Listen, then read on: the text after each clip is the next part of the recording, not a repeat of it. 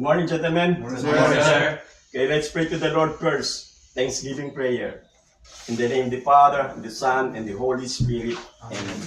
Our Father who art in heaven, hallowed be thy name. Thy kingdom come, thy will be done on earth as it is in heaven. Give us this day our daily bread, and forgive us our trespasses, as we forgive those who trespass against us.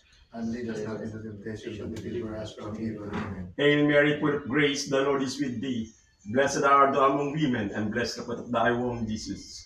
Holy Mary, Mother of God, pray for us Sinners now and in the hour of our death. Amen. Glory be to the Father, and to the Son, and to the Holy Spirit. As was beginning, is now, and ever shall be, world without end. Amen. May mighty God bless us, the Father, the Son, and the Holy Spirit. Amen. Okay, gentlemen, duties and responsibilities on board the ship. Master. Master is the highest ranking officer on board, ensuring the safety, the overall command, the vessel cargo, and the person on board. The primary duties include ensuring the safe navigation and overseeing the crew on board the vessel. Okay, next, Chief Officer. Chief Officer, the master right hand and head of the deck department and most of cargo ships. He's also safety officer and cargo officer. Overall management, second in command takes over if master is incapacitated. Head of deck department, safety officer, cargo and stability duties. For cargo officer, plan, load, stow, secure, and discharge cargo per cargo securing manual. Stability and ballast, calculation, monitor cargo operation, maintain cargo gear. On board. Okay. Next, second officer. The second officer, or the second mate, is a licensed deck officer, primarily responsible for voyage planning, safe navigation, and maintaining navigational equipment. They act as a key officer of the watch OOW and usually stand at the 12 to 4 bridge watch. Additionally, they often manage the vessel medical locker and emergency response coordination. Okay. Next, third officer. So, as the third officer is one of the vital bridge watchkeeper, responsible for ensuring the navigation and collision avoidance during designated sea watch.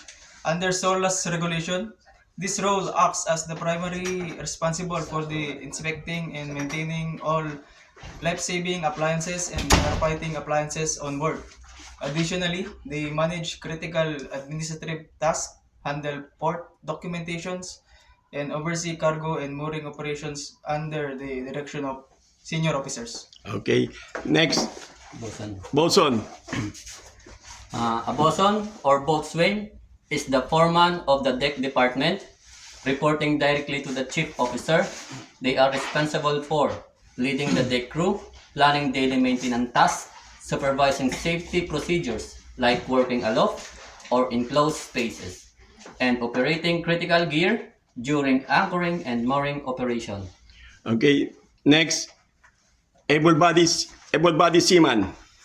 Able-bodied seaman is a vital certified deck crew member responsible for the ship navigation, maintenance, and daily operation of the ship. They typically work under the supervision of a deck officer and bosun, bridging the gap between licensed officers and third-level crew member like ordinary seamen. Okay. Next, DPA. DPA.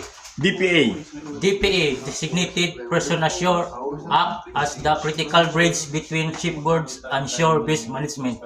Mandated by the International Maritime Organization IMO ISM code, the DPA ensure compliance with safety regulation and pollution prevention standard.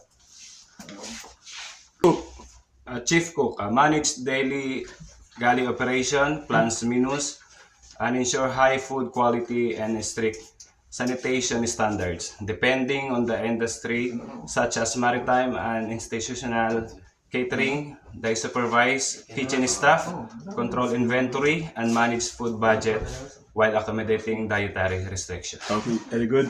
Officer. OS.